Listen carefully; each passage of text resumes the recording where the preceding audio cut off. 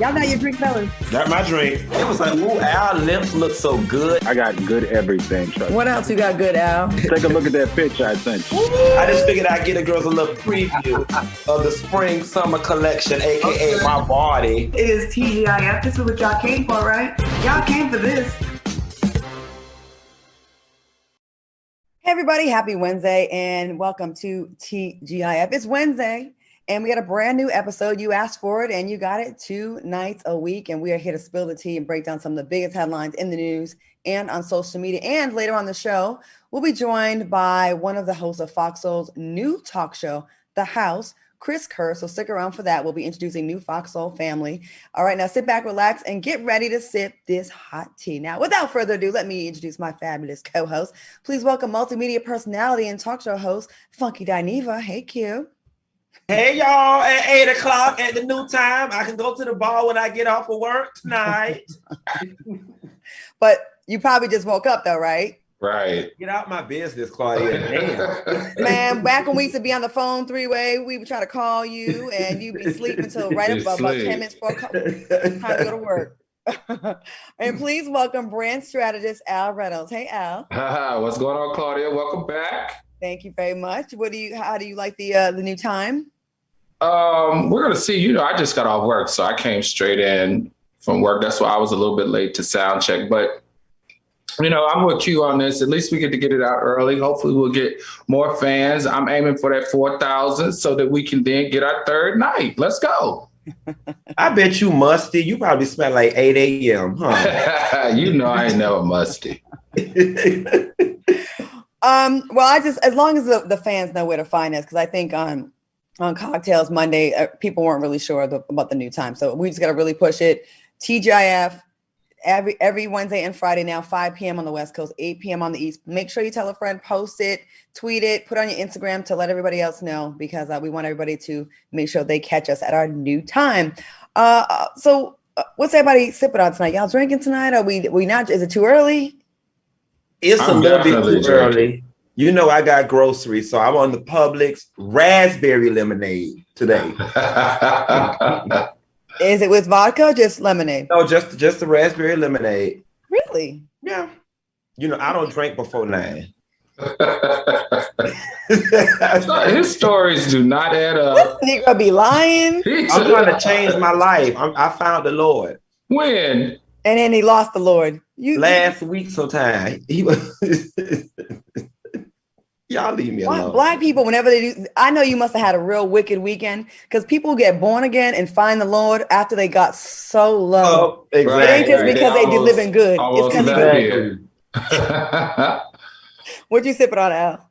I'm having a Chardonnay. I'm doing a white wine tonight. Okay, I'm just drinking tea because I was working on a show that I can't talk about just yet, but I was drinking every single day for the most part, and I need a detox. So I'm trying to get my system right, my electrolytes and everything back on point. How'd y'all deal with the outage, the social media outage on Monday? Everybody was freaking out. 6 hours. Instagram was down. WhatsApp. Facebook. Well, we already know Funky didn't miss it because he probably slept right through it. So he didn't even realize what was going on. No, it's so funny because I have a ritual. Like when I wake up in the morning to brush my teeth and use the restroom, I'll check my emails, my texts, my social media. I kept scrolling and it wouldn't reset. Mm-hmm. And I just didn't hum, and I just rolled back over and went back to sleep. And by the time I got up, it was fixed. Pretty much the same thing with me. I didn't know, I just thought maybe the internet where I was weak until, I started hearing people start texting me and stuff like that. So it's a damn shame that we're so run by and so addicted to social media, where people were literally freaking out. Mark Zuckerberg should be the only one really freaking out because he lost $6 billion in worth in that short span. Oh, wow. You heard about that? No, I didn't know that part. Yeah, I read that. It's just ironic that right after the whistleblower testifies, the very next day, then there's all these issues with social media. So I don't kind of fish. Well, he'll get it back quickly. So now's the time to purchase Facebook stock, everybody. It'll regain its valuation. That's right. All right, y'all. Let's hop into some hot topics. Let's get into this Dave Chappelle. I watched the special last night. Have y'all checked it out yet, The Closer? I have not seen it in its entirety, but I've seen the clips in question. Okay, so he recently dropped his 9th stand-up special, The Closer, and he's not holding back. Chappelle touched on the LGBTQ plus community not being knowledgeable of the baby's violent history and how the rapper killed another Black man in self-defense, but it didn't receive any repercussions. He didn't receive any repercussions from that act. But because he made an offensive comment about the gay community, he's now being canceled. Chappelle said, in our country, you can shoot and kill an N-word, but you better not hurt a gay person's feelings. What are your thoughts on Chappelle's comments? So I don't like this at all. I think it's extremely divisive. I did not know that the baby killed somebody, and that's not my fault that I don't know that. I mean, everybody that comes across my vision, I don't run a background check or spend my time Googling it.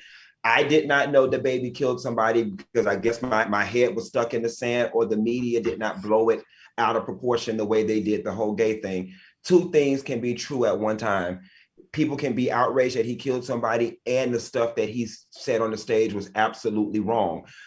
I don't know why Dave is making this comparison. And just because people didn't get mad about one thing doesn't mean that they can't get mad about this. People have the choice to get mad about what the hell they want to get mad about. And this is what this particular group of people chose to get mad about. And so be it. I think it's apples to oranges. And I think Dave is wrong for causing the further division that he's causing with these comparisons. Al, what do you think? I kind of think of it a little bit differently than that. There are two things in my mind. One, it's hard for me to govern the content of a comedian. I just have always thought that comedians have less of a social responsibility than other entertainers. So that's why, but even though David is obviously an activist, but in my mind, let me tell you, I saw the comparison, I understood the comparison that he made, and it made a lot of sense to me because in the gay community, there's a level of activism and consistency that lasts for a long time. Whereas in the Black community, we will be activists, but we don't hold on to it for a very long time. We tolerate a lot of stuff and we don't act on it. And I think this is the comparison that he was showing here, in my opinion, of how I interpret it. So in the gay community, he's saying that they are activists and they're consistent. And if you do anything to disregard them or disrespect them, they're going to always stand up to it. Whereas in the African-American community, things that are a little bit less infuriating to us, we have less activism towards it. That's kind of how I interpret it. But like, I didn't find it offensive. I thought it was a cool analogy. And I thought it was an analogy that forced our community to do better. Excellent points, both of you. I will say this in defense of, well, I just got to make this clear with the baby. They do say that it was an act of self-defense, him killing that man in Walmart, that he was actually being robbed. Hence, it wasn't as malicious as it may sound. I mean, I think I watched the entire special, and I encourage everyone in the community that may think that what he's saying is offensive to watch the whole thing. He's visibly hurt and shaken by his relationship with a member of the trans community and what happened to this woman that was bullied for sticking up for their relationship.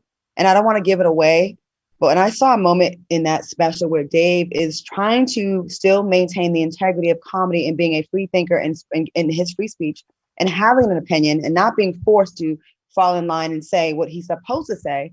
And also a man that's dealing with, you'll see the grief when you watch his special.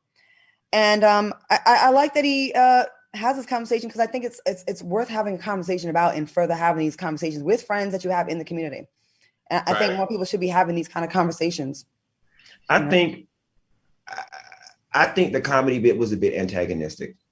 I think you're 7, 6, 8 comedy specials in, you've done the LGBTQI jokes, you already know what to expect, you know you're going to get the media coverage, you know you're going to get the backlash because you've gotten it every special. It's intentional. Obviously you wanted it because you knew it was coming. Same thing that I ask Boosie all the time, why is it such a wild hair up your ass? You know what I'm saying? You've already did this bit before. So why is it such a wild hair up your ass? It's antagonistic. You did it on purpose. You did it to say, listen, gay folks, I'm going to make jokes about y'all ass and y'all just going to have to get over it. Ha, ha, ha. And that's fine. That's perfectly fine. But we're not going to sit here and pretend like he's just caught some magical backlash out of nowhere. Dave knew exactly what he was doing by inserting this comedy bit, because there were 950 things he could have talked about other than this. You're right. It's become his thing now, though. You know what I mean? All right. Well, moving on. Meek Mill seems to seemingly put his foot in his mouth when he compared the bond he had with his former jail cellmate to a girlfriend. The rapper talked about the heartbreak he felt when he learned that his cellmate was being moved to another cell. He said, you have a cellie for 3 months, and all of a sudden the guards tell him, pack it up. You're going to a new jail. Meek continued, when that happens, you're going to feel like you just lost a chick. You're going to be hurt about it. What are your thoughts on what Meek Mill said? And is he doing too much, or are people blowing this out of proportion? You know, I totally get the analogy. Now, look, I only been to jail once. It was for a traffic violation, and I didn't even go behind bars. I was just in the little waiting area. But I could imagine, Claudia, anything that you are locked in close quarters with long enough, you will grow some type of emotional attachment for. And I think it's toxic masculinity that's not allowing people to completely understand what it is he's saying. And in short, he's saying you suffer an emotional loss. I mean, I'm here, I'm alone, I'm broken, I'm cut off from the world. This is the only piece of family or piece of ass that I got in this thing, and y'all don't move him up out of here. I lost my partner. I lost my other half, my Sally. After 3 months? Yeah. I mean, you be alone for 3 months. You'll fall in love with. Listen, Michael Jackson's best friend was a rat. Okay, so you can fall in love with anything if you're desperate enough. Honestly, I think because it's Meek Mill, they're gonna clown him, because Meek doesn't get any passes anymore, and because it's Meek Mill, people are gonna jump on him, be like, "Oh, he gay," or he's this, and they're going to do that. As soon as it came out of his mouth, I'm like, they're gonna come for him and make this a big. I got what he was saying. You miss whatever friend, but you know, in this day and age, you're not allowed, because everyone on social media and that watches other people that are on social media is absolutely perfect and never make any mistakes. So, you know, there it is. What do you think, Al? What do you think about the situation? You know, I agree with you guys. I feel like it was a slip in analogy. However, one thing that I did learn when I was reading up about this is that in the prison culture, when you refer to your cellmate as girl or wife, then that means that you have the ultimate symbol of domination, meaning you're the head dude in that situation. So I thought it was very interesting that he did choose the word girlfriend.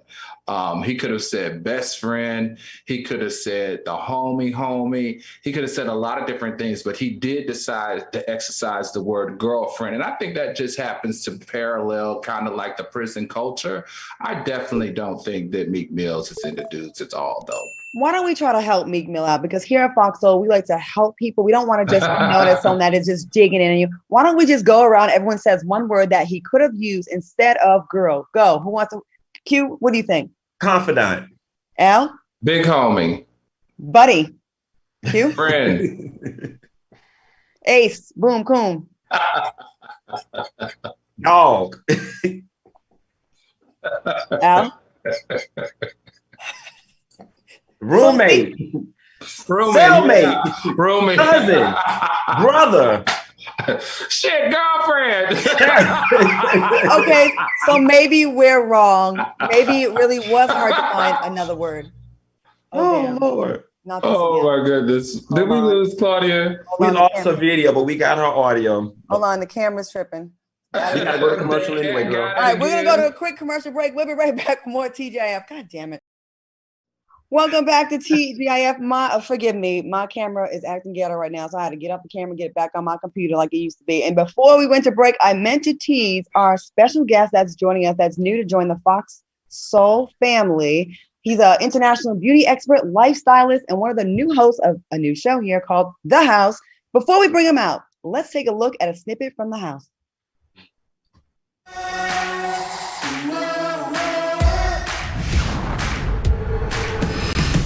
If you told me Nicki Minaj was a drag queen, I would believe it. Everything about her, like a drag queen, is an addition. I come from extreme self-hatred. I came out the womb with a mom who didn't want me. And that's why I always say I've lived the pain. I was gonna say, I love my bears. Hello. Not real bears. Just a person who is of a certain weight class and usually hairy. They are subcultures within the gay community. I will say that I do not identify as trans only because I identify as pangender, which means that I say my soul is both male and female. Internally, I feel fine. I used to fake orgasms all the time. Oh. These aren't the kind of poppers Antonio's used to. What moisturizer do you use? Semen. But was this that kind of mask, or was this more pleasure chest mask? I wish. Ooh, you talking about semen mask. They better never come for what we have to say here. Please welcome the newest addition to the FOXSOUL family, Chris. Chris, y'all nasty. Hey, how are you? What's going on, Chris? Hey, I'm so glad to have some tea. All right. First and foremost, please, we want to welcome you to the FOXSOUL family and congratulations on the new show. Yes. Thank you so much. Chris, everyone's talking about your new show, The House. Tell us about your show. It seems like y'all really go there. Yes. So this show is a show for everyone. So it is intended to have open dialogue around the LGBTQIA+ experience, but in particular for Blacks. So that, you know, in our community, the gay talk is often real hush-hush, you know, often real secretive. And so we have a show where it's all talk. So we talk about it. We sit there and it is a talk show where we actually unpack some things. So some things that may cause some pain and some things that we celebrate, and then some things where we just create understanding, just helping people understand what's going on. Right. So I have a question for you. How does the House plan to tackle those controversial issues that impact the gay community, like maybe the baby incident?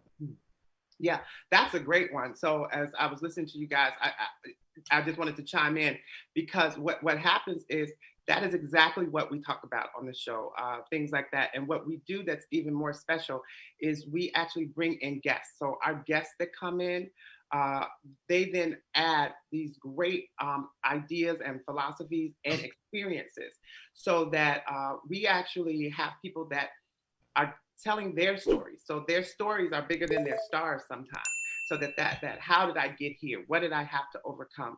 So what happens is you've got parents who have children and they're trying to understand how to identify themselves, and the parents don't understand a lot. This is that moment on this show to pique that curiosity of understanding, to just kind of go behind the veil just a little bit and see kind of what really is going on from a multitude of perspectives. Because we not only do we offer our perspectives, kind of like you guys do on this show, but then we actually have other guests that come in and give us a really in-depth look into their lives and some of their decision making. Mm-hmm. So then that way we kind of have examples. So people Okay. Yeah. Well, Chris, it sounds like a great show. We'll be sure to tune in. But since you're part of the FOXSOUL family, it's only right that you join us to dish on some hot topics. You already kind of started, but we're going to get into some hot topics. Okay. All right. Here we go. Nick Cannon is finally taking a break from having so many kids. The Wild 'N Out host said, "I'm trying to chill out, though I'm chilling. I'm kind of stepping away, getting focused, going within, getting my celibacy on." He also said, "I'm going to see if I can make it to 2022. Do you guys think Nick Cannon can make it to the end of the year without ending his vow of celibacy? Chris? Well, I mean, he's been pretty busy already. So he may be a little worn out. It's already October. So, I mean, you know, after Halloween, it's Thanksgiving. So I actually think he can make it. Actually, I do.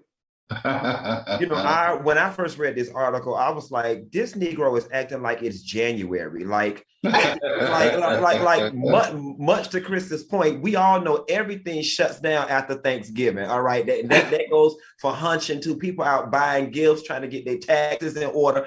Ain't nobody got time to be laid up hunching. Plus, he already has made 7 kids. I'm sick and tired of hearing about Nick's love life, his sex life, his sexual reproduction. I'm tired of all of it. Just move on, Nick. Al, what do you think? Can he make it to the end of the year? Legs don't ever close. Now, after Thanksgiving does not mean you're not having sex after Thanksgiving. Sorry. I mean, if you're into sex, obviously the way this young man has exhibited his interest is into sex, 90 days is a long time. But I'm going to say this. I think Nick is going through something deeper than we actually realize. I think he has made it very clear. He said that he's hired a therapist to kind of help him work through these issues. I think he's living through it publicly. He hasn't identified exactly what it is, but in my mind, it could be a little bit of a sex addiction similar to that one of Will Smith. Both of them are seeing therapists over this. Both of them are extremely wealthy and powerful men of color that could have any woman that they want. And they love fantasizing in that and reveling in that idea of being able to do whatever the heck they would like to do with women. So all I'm saying is I hope that the therapy works out for him. Couldn't he have started this before he had 7 kids? Right at the start of the year. I mean, it's much fun. I'd be impressed, like y'all said, if he started in January, February, March, even April. I'd be like, yo, that's hard. 2.5 months, that's an easy bid. I got one question though. Isn't he currently in a relationship with at least one of the baby mamas? No, I don't think so. I don't know. Oh, see, I thought he was, because my follow-up question was going to be, when you're in a relationship and you decide to be celibate, isn't that a joint decision? Because now you got me all over here deprived and depraved, but okay. Well, he has so many kids. Like, when you have a baby, I think you can't have sex for like 6-8 weeks anyway, so it's probably still within that bubble. I don't know. Let's talk. I want to hear y'all's opinion on this Sage Steele story. ESPN sideline reporter Sage Steele on Tuesday, after the sportscaster questioned former President Barack Obama's racial identity and blasted her company's COVID-19 vaccination policy. Steele made the comments in a recent episode of the Uncut with Jay Cutler podcast with the former Chicago Bears quarterback. Now, in the podcast, Steele accused Barbara Walters of belittling her for identifying as biracial and choosing both Black and white on her census. Steele continued, Barack Obama chose Black and he's biracial. And I'm like, well, congratulations to this president. That's his thing. I think that's fascinating considering his dad, his Black dad, was nowhere to be found, but his white mom and grandma raised him. But hey, you do you and I'll do me. Now, in that same podcast, Steele, who said she's been vaccinated, referred to her own company's vaccine mandate as sick. She stated, I respect everyone's decision. I really do. But to mandate it is sick, Steele said. It's one thing with masks, and I don't have a problem with that. It's another thing when you force this. What are your thoughts on her comments? She did issue a public apology, of course, because that job and that money and that ass is on the line. But what do y'all think about what she had to say? I think the dad that's nowhere to be found, I think for me, that's the part that, right. Outside of that, I think there's a very nuanced conversation that does need to be had. Now, perhaps it wasn't that podcast, but we do have this thing with biracial people. Why is it that we force them to be Black? Claudia, you're biracial. And oftentimes, when it comes to people who are Black and white, the white part of them tends to get erased because the world or the United States or popular culture has said, you have to identify as Black.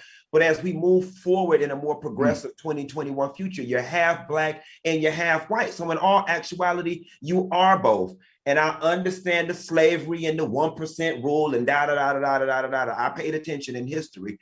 But let's talk about it. You are Black and you are white. So, I mean, what is the correct answer to that question? It depends. It's a couple of things there, Funky. It depends on the state that you live in. So in the state of Virginia, I'm supposed to be identified racially by the race of my father. But, most people, depending on if your mother's very active, she's there filling out that birth certificate, she may, choose a different race if you're biracial. The thing I want to say about this young lady is she tackled 3 of the largest talk topics of the century, right? She tackled vaccine. That's just like a very hard topic to have right now and be open and honest about. She tackled race, biracial race, and she also tackled one of our former presidents, Obama.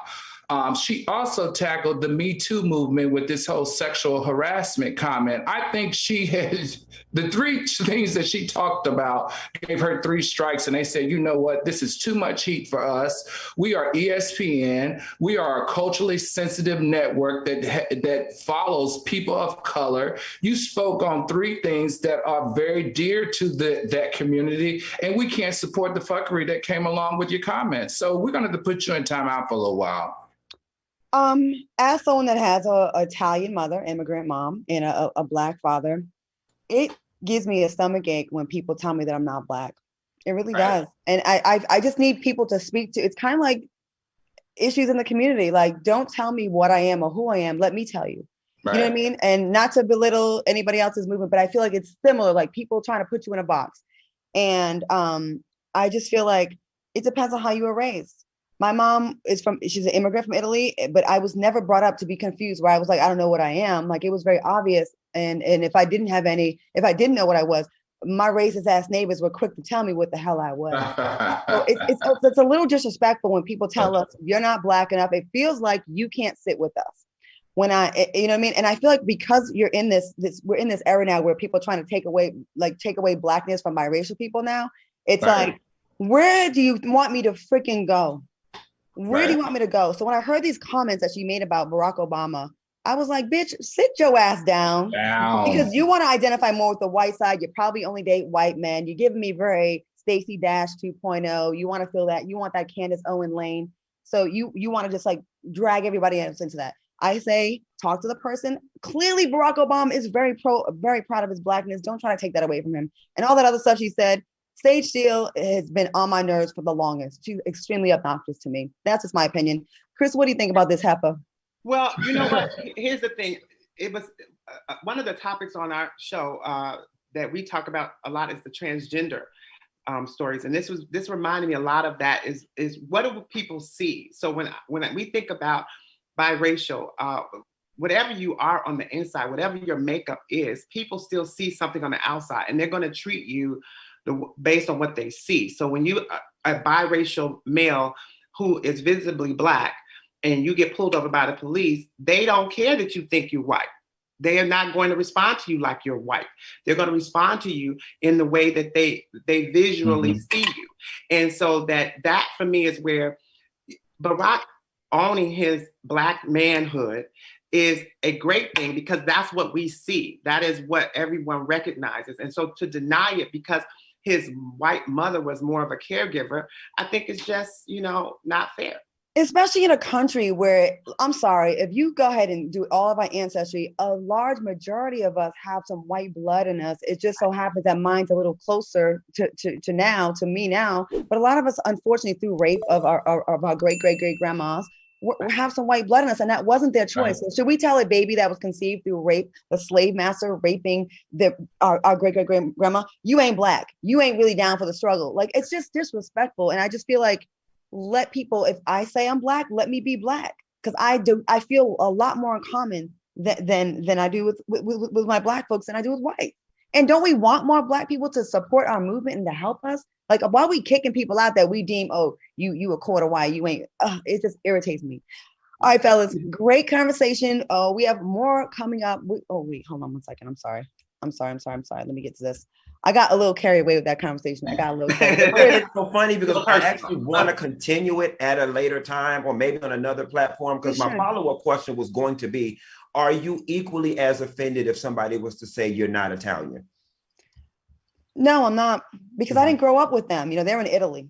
Okay. You know what I'm saying? So I had to be in America with the racism and have rocks thrown at me and being called a nigger at 5 years old and all these kind of racist things that happened to me. So I feel like you're taking all that struggle away from me that I had to endure and I overcame, Right. Chris, you have been amazing. Thank you so much. Before we let you go, we want everyone to nice meeting you, Chris. Good luck. Yes. Tune in. Chris, I want to thank Chris for joining us tonight. Be sure to follow him on social media, and don't forget to tune into FOXSOUL's new talk show, The House, which premieres this Friday, October 8th at 6 p.m. Pacific and 9 p.m. Eastern Time. We'll be right back, and congratulations, Chris. We'll see you on Friday. Thank you. Congratulations. Welcome back to TGIF. Once again, check out the house this Friday, right after TGIF. And please welcome them to the network. All right, y'all, let's get into this. Have y'all ever had an acne breakout come at the worst time?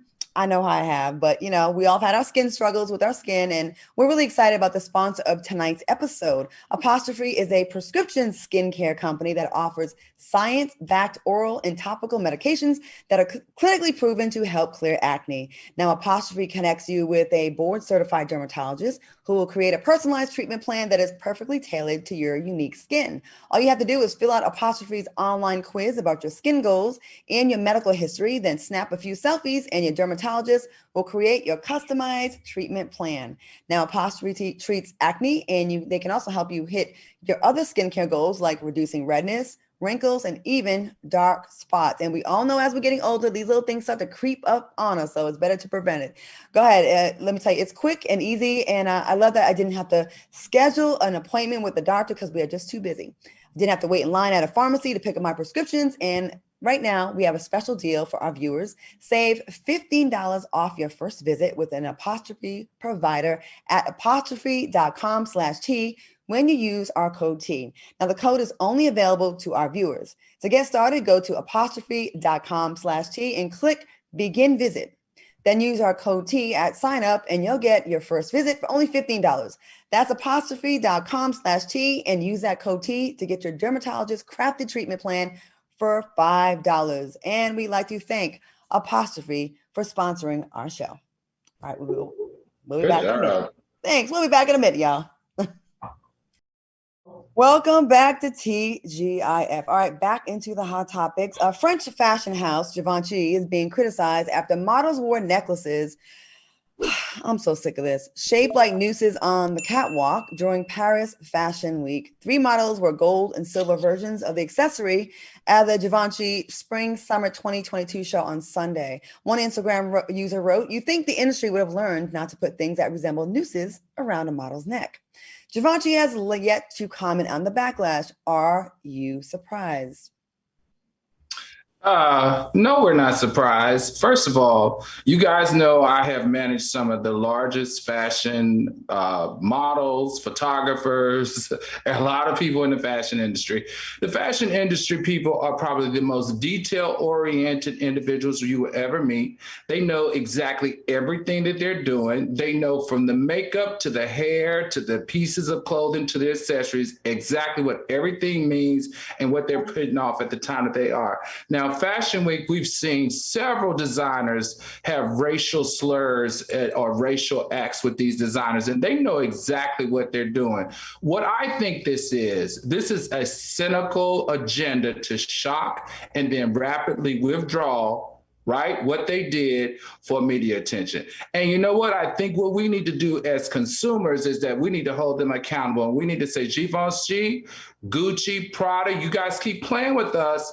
Keep playing with us with these new skin, these black faces, and we're going to stop buying your goods. And as you know, African Americans make up over a couple of $1 billion in sales for Gucci. So I think we need to start exercising our rights and our powers to show them to take accountability for always trying to disrespect us for media attention and hype.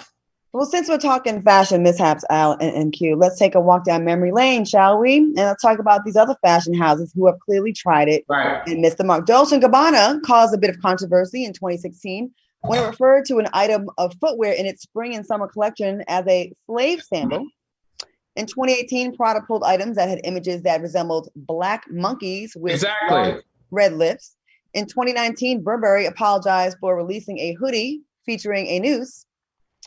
And Gucci pulled a jumper after the item was criticized for resembling blackface. Now, just a reminder to everybody watching, Black people have an annual spending power, $1.3 trillion. That's up 114% from 2020. So while y'all playing with us, but that's on us though.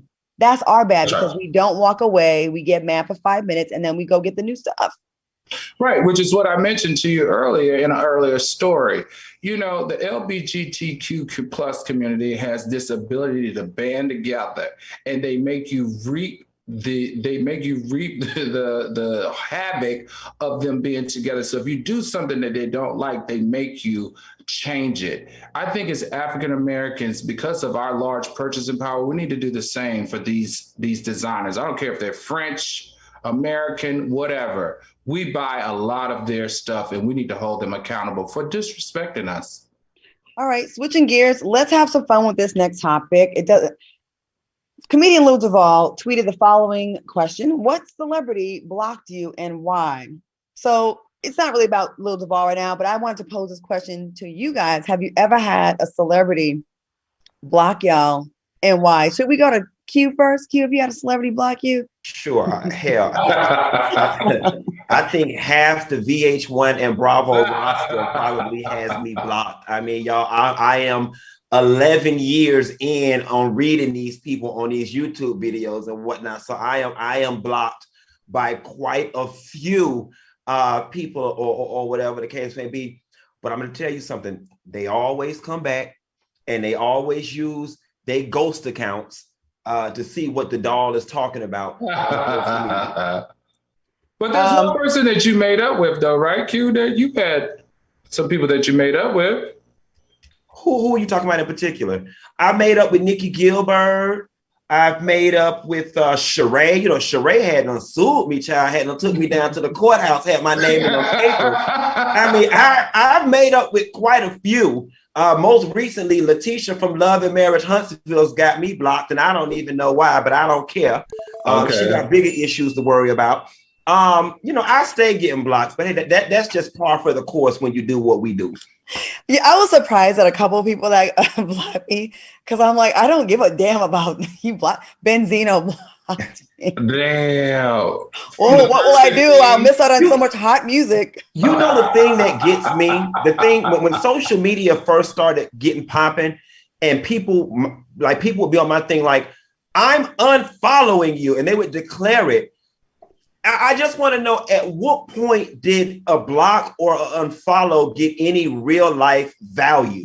Like when you say I'm unfollowing you, like, woo, I can't pay my bills because you unfollowed me. I'm like, so I don't know if I'm blocked by any celebrity, but I do know that I have blocked a celebrity, and it really hurt me. So y'all are like, y'all don't care if you blocked them. It took everything out of me to hit the block button because the celebrity that I blocked was actually a longtime friend, like a friend that I really cared for and rocked hard body for. I had to block her. Who was it? That shit hurt my feelings. Who was it? Claudia knows. She worked with her on one of them shows. Someone I work with blocked New York? You blocked? Okay, was it Demetri McKinney? No. Was it Jennifer basketball wise, Jennifer Williams. I did. I blocked her. Recently or long ago? No, I blocked her because we talked about her on the show, right? Yeah. Well, it was never said. You have several friends. I'm just saying, we talked about her on the show, right? And I never said anything negative about her on the show. Remember, I was defending her. I was saying, hey, that's my friend. We've gone through stuff. You don't know what we've gone through, Claudia, so you can't judge how I deal with her, right? That's exactly what I said. So before I came off the air, I got a text from her, and she was like, yo, keep my name out your mouth. You're not a friend. You're not on my radar. You mean nothing to me. That little bit of a network means nothing to me. Like she went completely off, and I was like, you know what? First of all, you're not going to disrespect me. You're not going to disrespect where I work. And I didn't say anything negative about you. So first thing you should do, instead of listening to your freaking friends, you need to freaking look at the freaking show. And I blocked her. Welcome to the club. I tell people all the time, it's very hard maintaining celebrity friendships and this type of work because your friends become the story sometime, and whether you say something positive or negative, they expect you to move mountains, buck the system, take the story down, not even say anything because y'all don't win it 82 times or whatever the case may be. And that's why, and a lot of people don't understand this, and you and Claudia have seen it. And I've said this before, being who I am, I have access to just about any social circle on this planet that I want to be a part of, but I choose to go down to the bar with a Honda Cars B so I can just deal with regular people who don't have any affiliation with the entertainment business, because it is very hard doing what we do and trying to maintain entertainment relationships. Yeah, but the flip side of that is I had the same issue with another huge reality star, and I don't mind sharing, Nene Leakes. Now, Nene, of course, she's smart. Like, she's like, let me look and see what he said. Let's see what he said. Let's look at the evidence. And then if the evidence showed that you were not supportive, or if the evidence showed that you were being messy, then we can make a different snap judgment. So I'm always like, at least look at the evidence. And then if you're still mad at me after that, then let's deal with it. Because if we're true friends, you have a way that you do your job. I have a way that I do mine. If we respect each other, we know it's our job and we got to do it.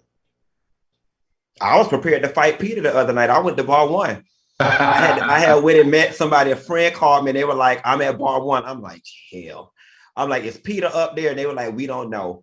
And I said, well, I'm coming anyway. I had them put on my good tennis shoes in case we had to get the tussling or whatever. But I have to tell you about this. I do have to say this really quickly, Claudia. We can move on.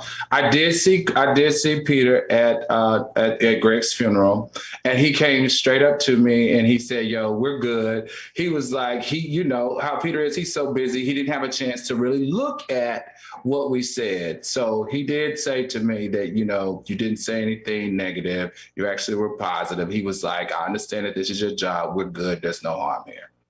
Some of these people, we didn't even say their name and they got mad. And I never said their name and they got mad. And You know what? Be happy someone's saying your name. Okay? Right. Okay. Before we head to commercial, FOXSOUL has a new cooking show with former NBA star Charles Oakley called Chopping It Up with Oakley. That's premiering tomorrow, 5 p.m. Pacific, 8 p.m. Eastern time. Let's take a quick look. Y'all play spades? I'll play with anybody, as long as they ain't blind. My wife told my son, what the you do that for, man? What kind of is that, man? Get the...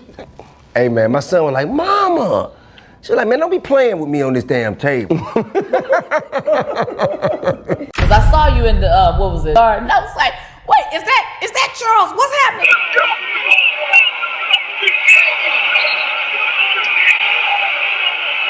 You was the plan. You was like, what? Change man. They gonna get their ass whooped. Yeah. They pushed me too far. I gotta go there. If you can't lick your fingers, I don't want good, it. right? I'm a gravy person. I'm gonna do this and do that. Do that. It's like an orgasm to me. I'll put my name on it, try to make sure it's right. This rib is so damn tender. It got my eyes closed. Tune in to Chopping It Up with my boy, Charles Oakley. It's gonna be awesome. Okay, FOXSOUL. I saw the little subliminal eggplants and carrots and all the other things shaped like that after Lisa Ray made that comment. We are excited.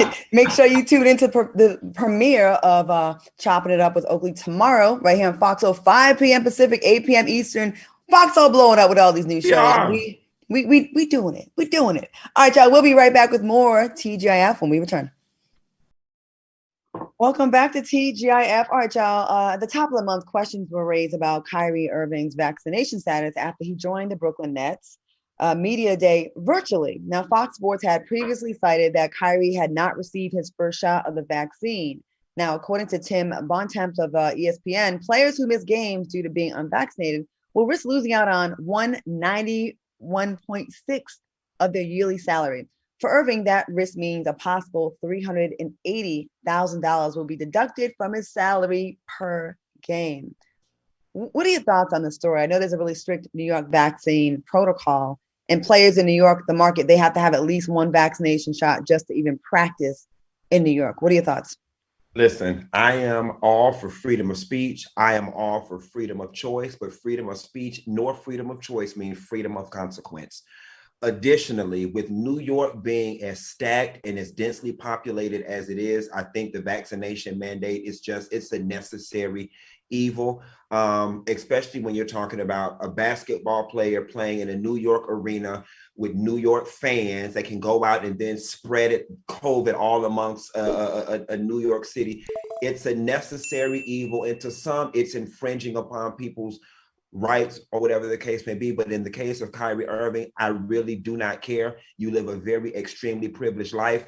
It comes with a cost. Getting the vaccine is the damn cost. Pay the fine or move and go do something else. Al, what do you think? Let's just have a serious conversation about this. We're not talking about $380,000 for Kyrie. We're talking about if he stays unvaccinated for the entire season, we're talking about $15 million this young man has to forfeit. And I would hope, number one, that he's much smarter than that. Okay, let's just, if we really want to talk about the vaccine, and we're not talking about fodder from or public fodder from television right now. We're talking about the truth of a vaccine. All right, you have to have 5 vaccines to even go to school these days. I mean, have we forgot? And these 5 vaccines, you have no idea what's in those vaccines. Number one, you have to have a tetanus shot, a tetanus vaccine in order to go to school or college. Number 2, you have to have a hepatitis B vaccine in order to go to school, elementary school, high school, or college. You have to have a measles, mumps, and a rubella vaccine before you can go to college, high school, or to play in the league. You have to have a polio vaccine, and you have to have a chickenpox vaccine. These are all required by law. Why are we all of a sudden in uproar over the COVID-19 vaccine when these 5 vaccines you've been required by law all your life to have, depending on where you work and where you go to school and what profession you have? Do you know what's in a chickenpox vaccine? Do you know what's in a polio vaccine? Do you know what's in a hepatitis vaccine? Do you know what's in a tetanus vaccine? Tell me right now if you know. And if you know, then you know the compounds are very similar to that of the COVID-19 vaccine. So explain it to me, people. You will take the other 5, but you don't want to take this one because of the public fodder around it. I need some answers. And to piggyback on that, on top of the vaccines that you have to take to go to school or to go to Africa, certain parts, I had to take a yellow fever get vaccine for that. I was like, malaria. Oh, yeah, all these things, right? These be the same people that be at Greenhouse in New York, passing a blunt from someone they don't know, doing Molly from people they don't know, doing MDMA from people they don't know, getting bags of Coke slipped into their hands at the club. I've seen it. I've seen NBA players, I'm not going to say their name because y'all going to say I'm messy, NBA players at Greenhouse in New York, night before playoff games. Okay. Getting high as hell from strangers. I've seen it. So I'm just saying, people are out here eating beef jerky, eating other people's booties, oral sex with people they just met, but all of a sudden they want to know all the compounds and everything. That is kind of funny to me. And then if you gave them the compounds, they wouldn't even know what you know what it is. But are you seriously going to give up $15 million because you think this is a conspiracy of some sort? Around that 1 million mark. He gonna toe the corporate line. He trying to make a stance right now, but that 380 that hit different when you multiply that times 3, 4, and 5. That hit different when them mortgage payments and all them Range Rover payments come due at the same time. And sneaking those women in and out of hotels. The landscaping bill got to be paid. You'll be like, damn, I could have paid all of that with 380. The side piece talking about the car due. Now, on the flip, I do understand that this vaccine it feels put together quickly, but it's based on research from other vaccines. It's not just, it didn't start from scratch with this vaccine, but I get being cautious. But some people, there's all these fake scientists now on YouTube now and on Instagram. And again, Claudia, even with that explanation is indicative of ignorance around science. COVID is a derivative of SARS. Yeah. Much to Al's point, the SARS vaccine already existed. All they had to do was tweak it a little bit for the variant that we now call COVID. So y'all, even when y'all think y'all know what y'all talking about, you don't know what you're talking about. Right. Coronavirus has been around for a very long time. Yes. This is a novel, it's a new one, but it's a version of what's been around for many years. All right, we're gonna try to get into this last story real quick before we head on out of here. To celebrate temperatures dipping into the 70s after a week-long heat wave in Arkansas, KATV anchor Chris May and meteorologist Barry Branch wore afro wigs to celebrate. The Little Rock-based station quickly suspended the news anchor and the weatherman, who are both white, and their bosses, who were fired for allowing this to happen. Now, the offensive joke caught the attention of African-American activist Dr. Anika Whitfield, who complained that the stunt was a perpetuation of systematic racism to have a European man wear an afro wig. Was this a lighthearted joke gone wrong, or was it deeper than that? So, you know what, when I read the word systematic racism, I kind of turned like a confused dog because I'm not getting that from this. And I was prepared to get on here tonight and say, this was just, I mean, when you think of the 70s, you think of bell bottoms and afros. And right before the show, I Googled 70s man. And much to my dismay, all of the white men that came up on Google, they had the long hair like the Bee Gees and not necessarily afros. But me personally, I wouldn't have taken any offense to this. What do you think? I disagree. And let me tell you why. Number one, this particular news station has a history of freaking racism. They just came off the tail of a 6-week racial sensitivity training. Like they all were just in training for 6 weeks because they hired for the first, not the first time, but they hired the first time in a long time, a new black anchor. And the black anchor, they put a mammy doll, a figurine on their desk. And because of that, they had to do racial sensitivity training. So after you just got through with racial sensitivity training, you then gonna put an afro on your head. You knew what you were doing. Ain't nobody playing no games with y'all. Y'all need to be fired, not pulled off the air, just like they fired the news director. Get rid of them. We will no longer stand for disrespect. You just disrespected the clock because we only got 10 seconds left. I want to thank my co-hosts, Funky Naniva and Al Reynolds. We'll see you back here on Friday. Make sure you check out Chris Kirk. Thank you for joining us tonight. Stay tuned for the Black Report up next. Bye. Sorry.